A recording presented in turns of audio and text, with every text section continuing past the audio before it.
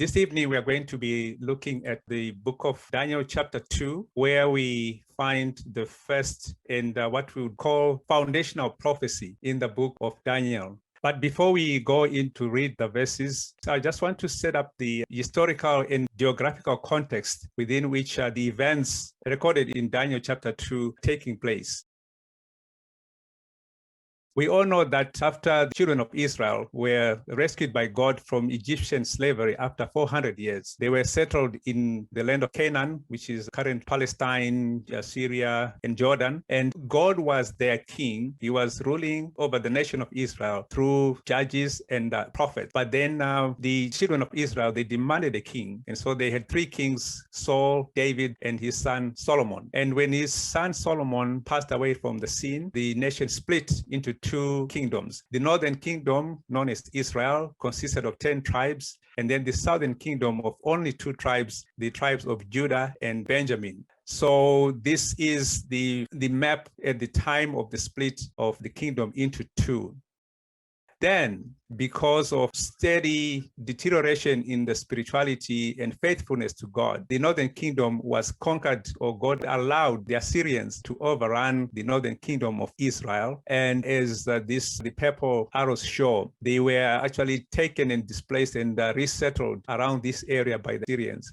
And then the Assyrians also did something more. They also brought in people to settle in the northern kingdom of Israel. And then that gave rise to the people called the Samaritans, who were there at the time of Jesus. The southern kingdom, from where Daniel and his 3 friends came from, was also taken into captivity in around 605 BC. They survived for a few more years because the northern kingdom of Israel was taken into captivity in 722 BC. So after some years, Judah suffered the same fate, but then at this time in the hands of the Babylonians.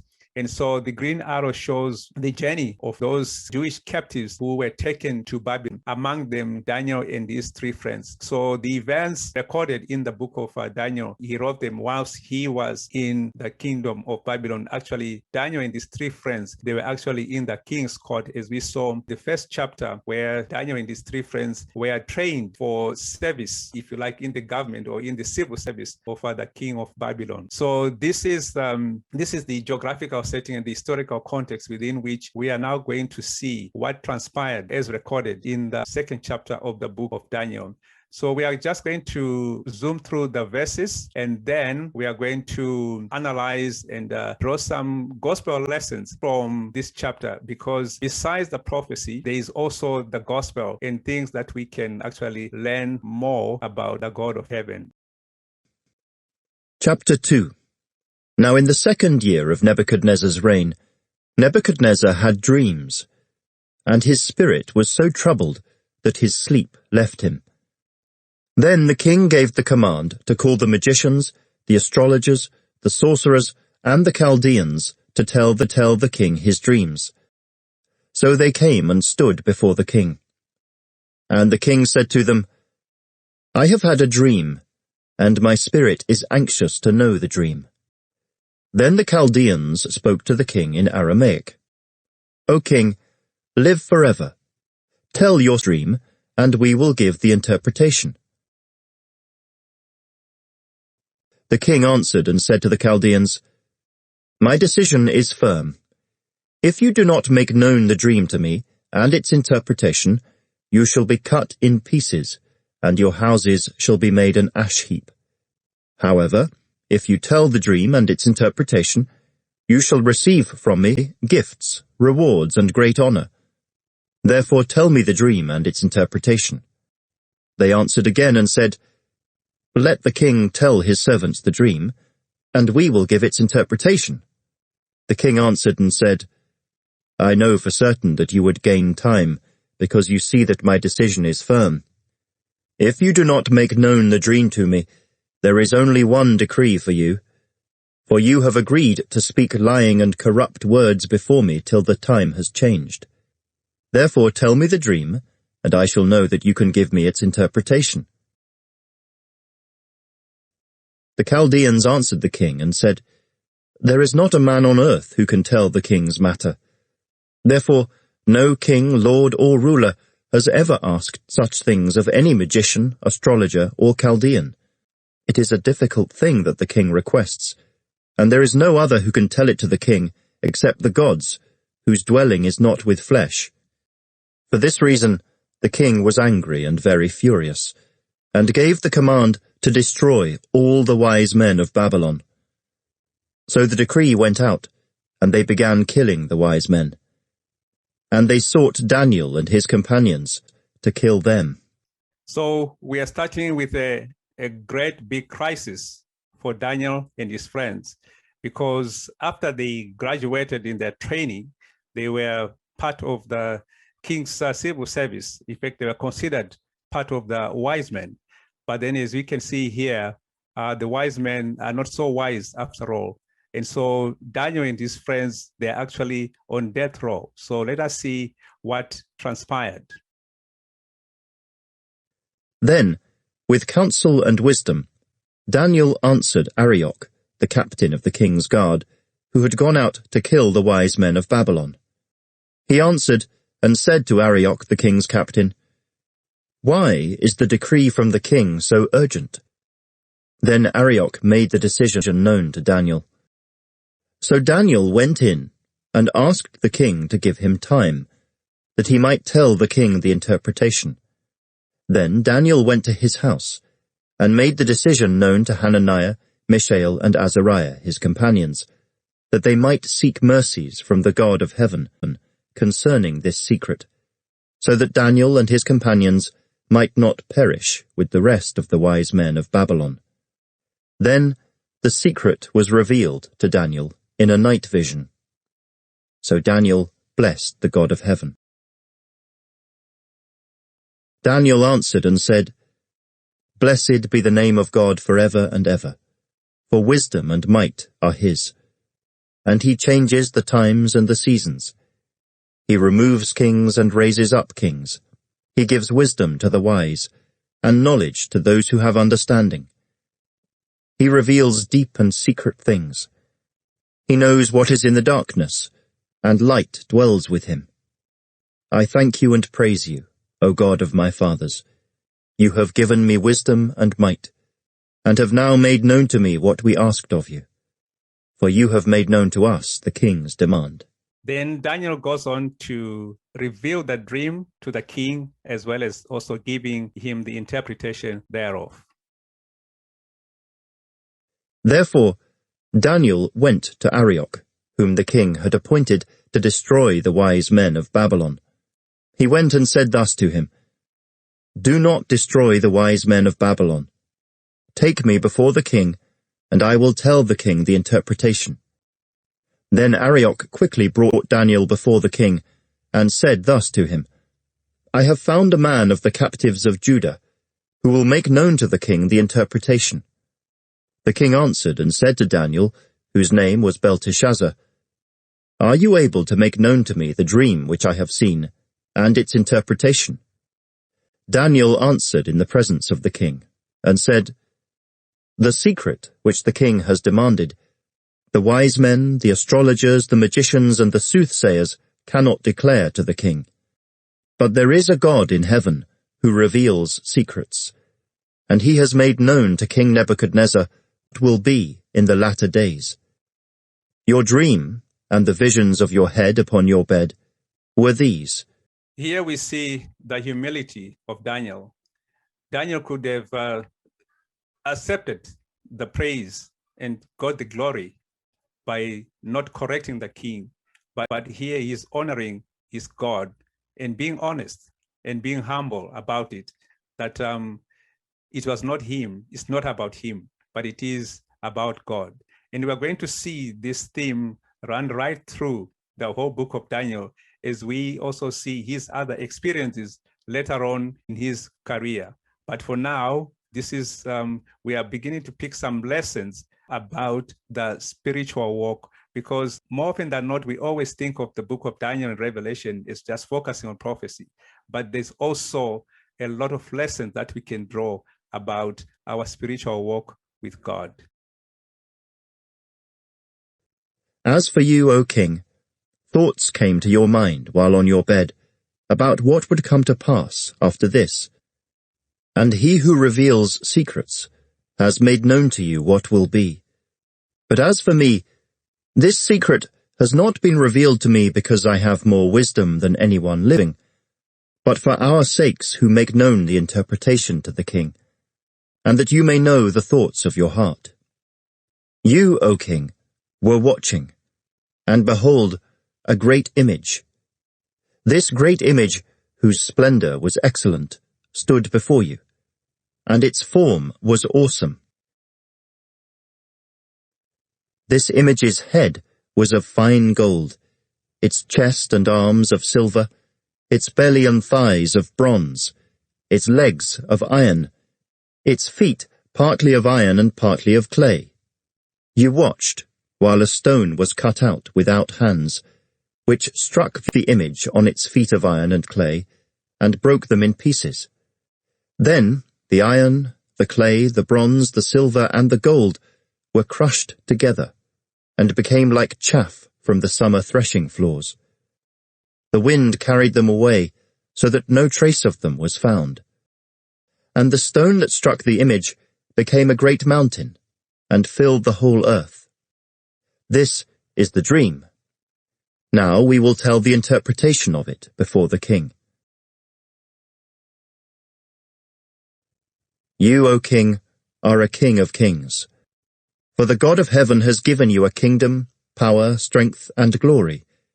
And wherever the children of men dwell, or the beasts of the field and the birds of the heaven, he has given them into your hand, and has made you ruler over them all. You are this head of gold. But after you shall arise another kingdom inferior to yours. Then another, a third kingdom of bronze, which shall rule over all the earth. And the fourth kingdom shall be as strong as iron, inasmuch as iron breaks in pieces and shatters everything. And like iron that crushes, that kingdom will break in pieces and crush all the others. Whereas you saw the feet and toes, partly of potter's clay and partly of iron, the kingdom shall be divided. Yet the strength of the iron shall be in it, just as you saw iron mixed with ceramic clay. And as the toes of the feet were partly of iron and partly of clay, so the kingdom shall be partly strong and partly fragile. As you saw iron mixed with ceramic clay, they will mingle with the seed of men, but they will not adhere to one another, just as iron does not mix with clay. And in the days of these kings, the God of heaven will set up a kingdom which shall never be destroyed, and the kingdom shall not be left to other people. It shall break in pieces and consume all these kingdoms, and it shall stand forever. Inasmuch as saw that the stone was cut out of the mountain without hands, and that it broke in pieces the iron, the bronze, the clay, the silver, and the gold, the great God has made known to the king what will come to pass after this. The dream is certain, and its interpretation is sure. Right. Daniel is quite emphatic. He says the dream is certain and its interpretation is sure. So, what was the summary of this prophecy? The four metals symbolized four world kingdoms coming in succession. And at the end, there's going to be complete and utter destruction or eradication of the kingdoms and even their vestiges. As the Bible says, they crumbled and became like chaff and carried away by the wind, such that no trace of them was ever found again. And then the setting up of an everlasting kingdom, a kingdom without end that will also occupy the whole planet. So the question is, this prophecy was given around 612 BC. Now we are in the year 2020. We are now about 2,600 years down the line. And so the question is, can we check to verify that these events did indeed take place? And the answer is a very loud yes, because secular history testifies to the fact that indeed we have four successive kingdoms coming in after the kingdom of Babylon.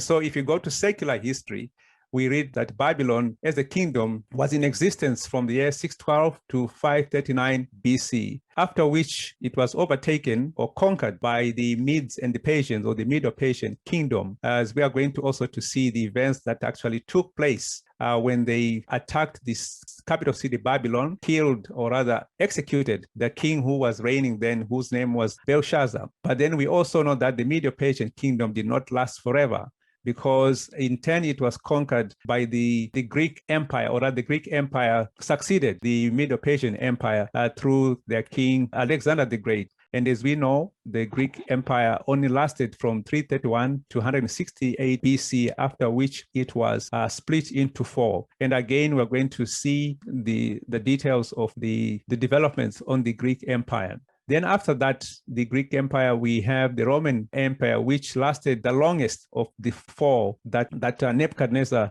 was shown. And we know that it lasted from 168 BC to AD 476, after which the Roman Empire crumbled or disintegrated after attacks by the various, what they call the barbarian tribes. The four empires did come and go in that succession. And these are when we look at secular history, confirms that indeed these empires came one after another in the years shown here. And we know that after the Roman Empire collapsed in 476, after several attacks from the barbarian tribe, then we have what we call the 10 founding nations of Europe. And then, as the prophecy says, during the time of the kings, of these 10 kings, then the image is going to be struck, and all the kingdoms are going to disappear, and all their vestiges. And then the rock symbolizes a kingdom that is going to occupy the whole earth and also is going to last forever. So essentially, Nebuchadnezzar was given, if you like, a sweep of the whole history of planet Earth from his time to the time when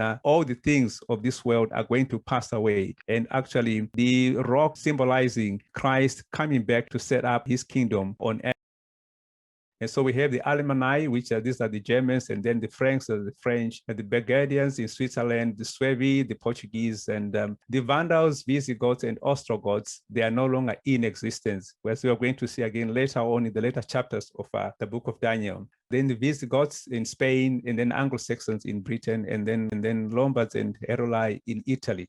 So the 10 nations emerged on the ashes of the collapsed Roman Empire, and they form the founding nations of the European nations.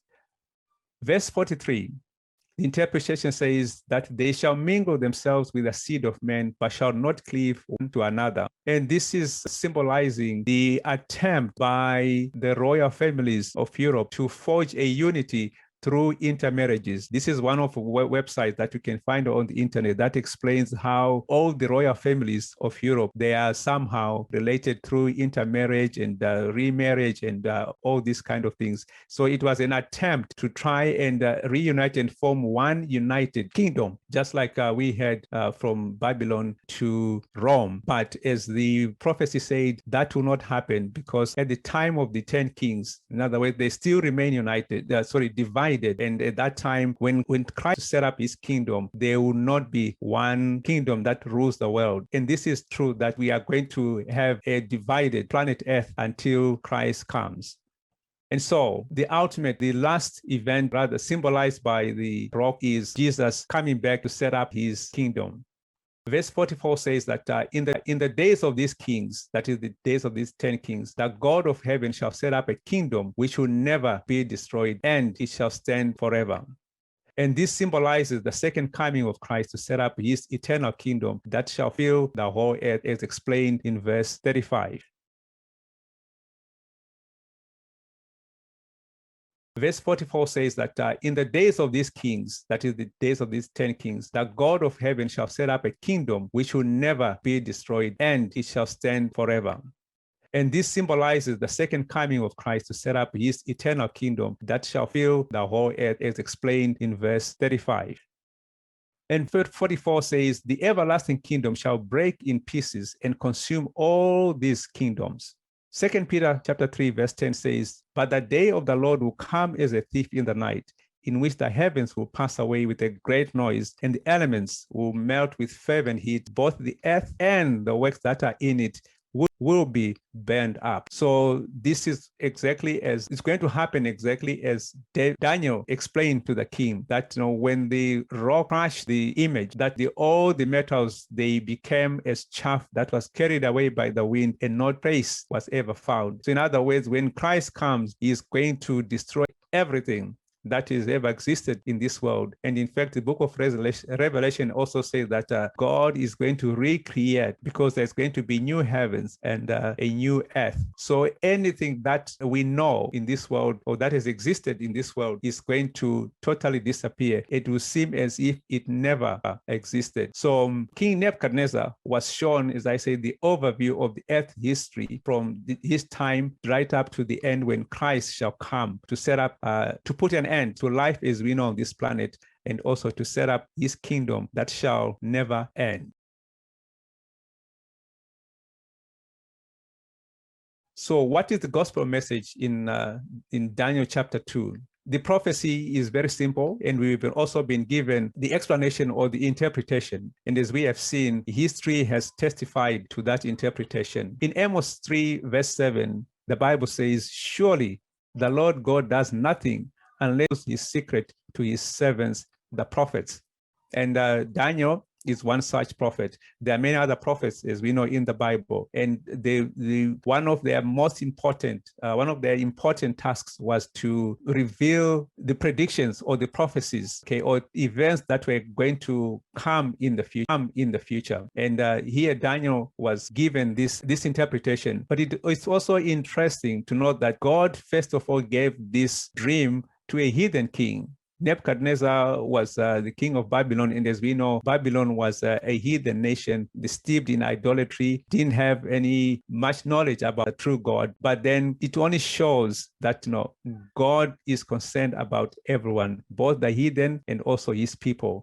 Yes, the interpretation was revealed to his prophet, but also the dream, remember, was first given to a heathen king. And we are going to see that, it went on to play a very important part in the experience and the life of King Nebuchadnezzar. Number 2, faithfulness to God always pays. As we saw in the first chapter of Daniel, Daniel and his friends remained faithful to what they'd been taught before their capture and enslavement in Babylon. And now here, when Daniel heard that there was a crisis, he was on death row, him and his friends, they went into a season of prayer, and God revealed the dream as well as its interpretation, and that saved Daniel's life and also the lives of the other not so white of Babylon. And this is also, if you like, in type, or it's predicting the experience of the people on this planet, that because of the faithfulness of God's people, a lot of people who lost in darkness, they are actually benefiting from the mercy of God as he deals with his people. So this is why it is important that when God has brought us into his marvelous light, that we remain faithful to him, because that will also bring a blessing even on people we have no time for God.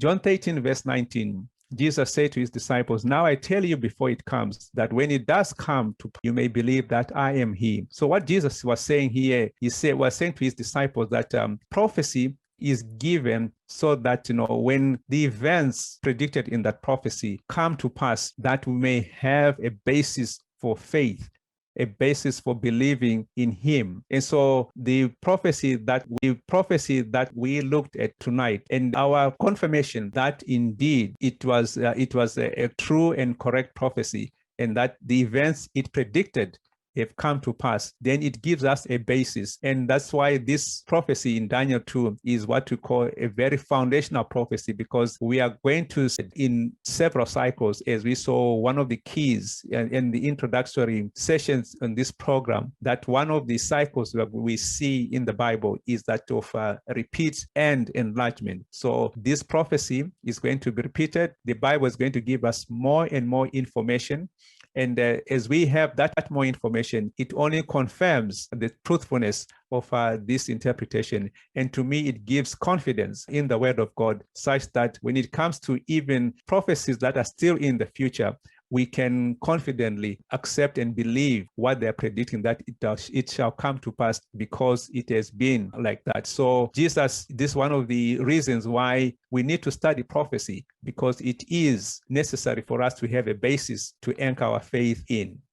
So what is the key message of Daniel 2? And it's very simple. Jesus is coming back. Jesus is going to come back. He promised to his disciples, John 14, that, let not your hearts be troubled. I'm going to come back so that where I am, you're also going to be. So Jesus, in giving that assurance to his disciples, he was just merely echoing the prophecy that he gave to Daniel way back in 612 BC. And so with this message that, Jesus is coming, what does it mean? There's only one implication for this message, and that is to get ready. And also, this brings out a very important point about the truth of the Bible, that, truth is value only if it impacts our hearts, our minds, and our lives. So in other words, with this information, what are we to do? This is an individual question that each person must answer for themselves. Because in 2 Peter chapter 3, verses 11 to 12 and 12, Peter says, therefore, since all these things will be dissolved, what manner of persons ought you to be in holy conduct and godliness, looking for in God, because of which the heavens will be dissolved, being on fire, and the elements will melt with fervent heat.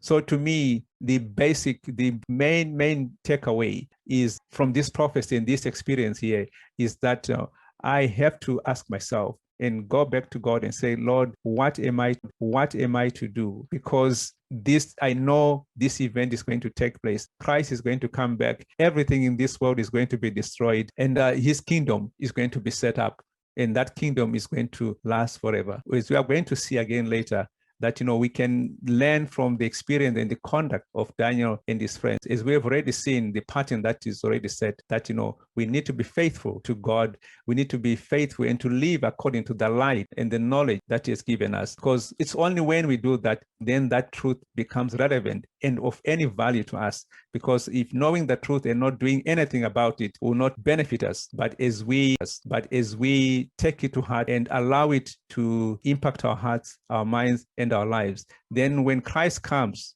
to set up his kingdom that will have no end, then we surely will be able to be in a position to be included in that kingdom. So this is the prophecy and the events. They've come, they've gone, some are still in the future, but the message is still the same. Jesus is coming back, and we need to get ready.